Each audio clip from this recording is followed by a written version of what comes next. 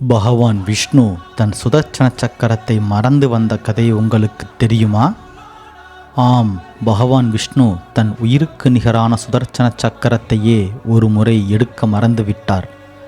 கஜேந்திர மோட்சம் கதையில் முதலையிடம் சிக்கிய கஜேந்திரன் என்ற யானை வழியில் மரணத்தின் விளிம்பிற்கு சென்று ஆதி மூலமே என வானை நோக்கி அலறியது.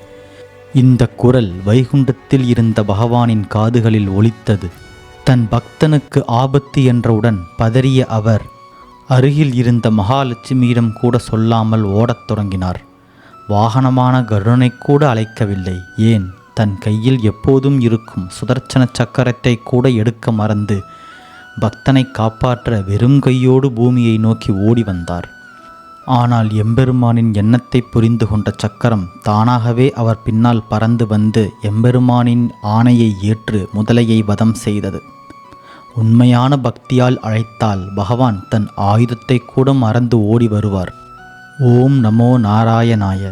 இந்த வீடியோ பிடிச்சிருந்தால் லைக் பண்ணிவிட்டு அப்படியே நம்ம சேனலை சப்ஸ்கிரைப் பண்ணுங்கள்.